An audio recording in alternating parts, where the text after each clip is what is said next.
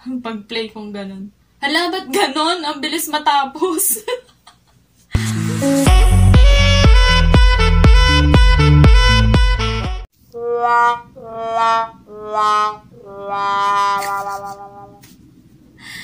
Ang problema ko sa mga video ko.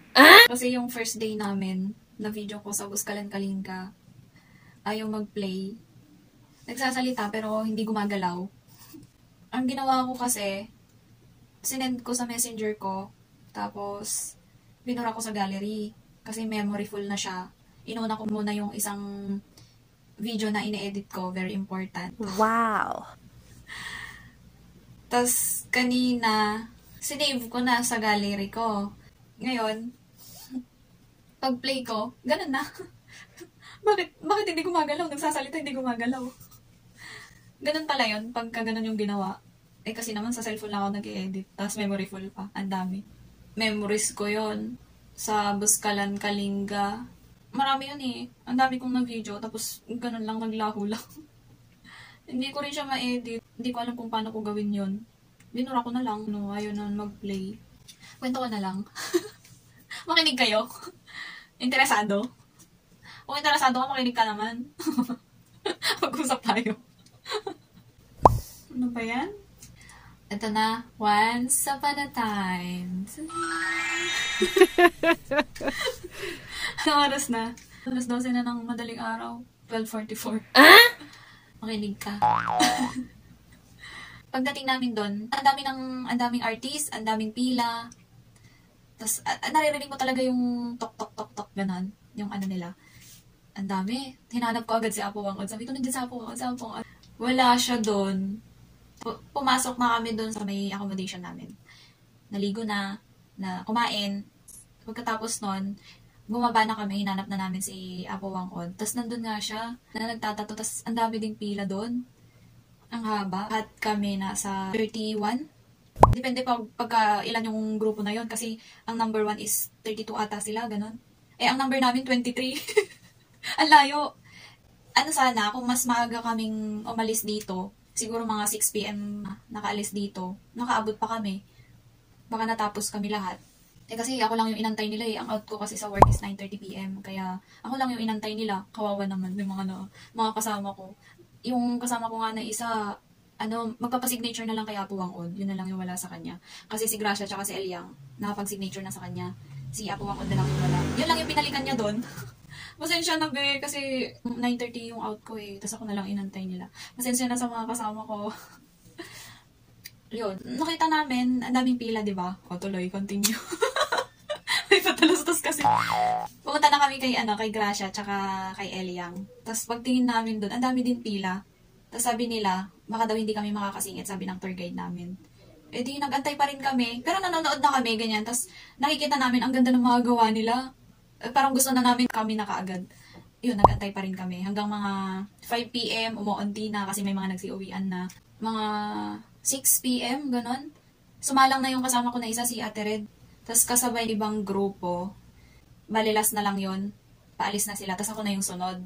Si Gracia yung artist sana. Ang saklap kasi gabing-gabi na yon, hindi na nila kaya, ang dami nang lumilipad. Siyempre masakit na rin sa mata pagkagabi na. Baka mamaya ma-rush pa yon. Baka pangit pagkagawa. Kaya sabi niya baka pwede daw bukas na lang mga 6 AM. Sabi ko sige, okay lang. Kasi gabi din naman na eh. Nakakaawa din kasi 6 AM daw sila nag-start. Tapos hanggang gabi na yon, halos wala silang pahinga. Kaya inagahan na lang namin. Nung day 2 namin, kami na yung number 1. Salang na agad. Pagka tapos namin doon, kaming grupo, may pila na din kami doon kay Apo Wangod para sa picture taking. So, sabi ng coordinator namin, akyat muna kami, kakain muna ng pananghalian. Parang breakfast, pananghalian na yun kasi ang haba ng pila namin eh. Umabot na kami hanggang lunch na, di pa kami nag-aalmusal. Kain muna kami, tapos balik kami, pipila ulit para sa signature. After nun, bumalik kami kay Apo Wangod. Hala, day, wala na, hindi na kami makakasingit kasi pila daw namin is tapos na. Kaya hindi na kami nakapagpa-signature sa kanya. Picture taking na lang. Kaya yung tattoo ko, walang signature ni Apo Wangod. Design lang ni Gracia yon. Kay Eliang, wala pa. Tapos kay Apo Wangod, yung signature niya dito sa tattoo ko, wala pa. Iniisip ko, gusto kong bumalik doon. Iniisip ko kasi yung daan, pag ganun-ganon. Naku, first day pa lang papunta namin doon. Diyos ko, hilong-hilo na ako. Nandito na oh, pinipigilan ko lang. Sabi ko dun sa kasama ko, ate, may plastic ka ba? Nandito na. Tapos inilong-hilo ako. Nakailan ata akong ano doon. Grabe, nangihina ako pagbaba namin. Nako. Hindi ko alam kung paano bumalik doon. Nakakahilo kasi. Ang hirap yung daan. Baliko-liko. Ang dami, mga ilang oras yung... Ang haba, sobra. Ewan ko. Hindi ko alam.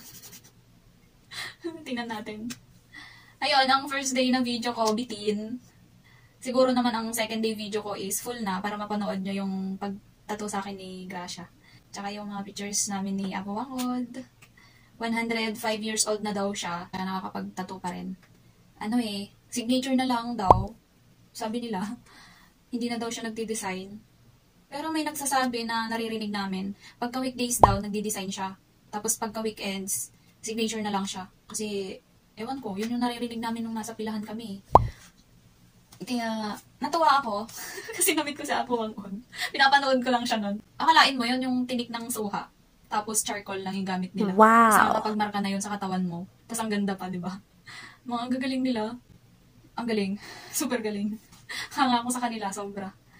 Si Apo Wangod, si Gracia, tsaka si Eliang. Sila kasi yung 3 dots. 3 dots. Yun yung signature nila. 3 dots. Papasilip ko ba sa inyo? So, ano ko na lang, sa pangalawang video. Makikita nyo lahat. Andito, sa ganito ko, sa right ko. Dito. Ay, nakita na! Sana hindi ko makalimutan kasi makakalimutin ako eh. Kaya nag-video ako para pag napapanood ko siya, naaalala ko. Pag hindi ko nakikita, nakakalimutan ko. Ang ganda! Baka pagka, magustuhan mo rin, punta ka din doon. Sabihan mo ako, punta tayo doon. Lakasan tayo ng loob sa sa daan doon na paliko-liko. Pero alam ko, nakakulang yung ganun eh. Kasi, ang hina ko sa ganun, paliko-liko. Diretsan na lang. Straight as bangga, ganun. Sige, thank you so much. Thank you so much sa panonood, nakinig sa kwento ko. Hindi ko alam kung naintindihan nyo. Ay, naku po, Diyos mio. Thank you so much. Uy, mag-subscribe ka. Pag di ka nag-subscribe, bahala ka. Di mo mapapanood mga video ko. Wow. Parang ang gaganda ng mga video. Ayan mo, pagagandahin ko para sa'yo. Pag ako, marunong na. Pagkabihasa na ako sa mga ganyan-ganyan. Wow. Sino dyan yung nakaranas ng naranasan ko ngayon? Yung ang daming video, tapos hindi mag-play. Yung mag-e-edit ka na, tapos wala na yung mga video ko. Ano ba naman yan? Pinaghirapan mong i-video. Kahit na madulas-dulas ka na dyan, mag-video ka pa rin para lang may memories ka. Tapos pagka-edit mo, wala na pala, no? Bye-bye! Thank you sa mga nakinig sa kwento kong walang kwenta. Bye-bye! Subscribe, like, and share. Ay, mag-comment lang nila ka. Huwag kang puro lang. Sige, bye-bye! Thank you so much!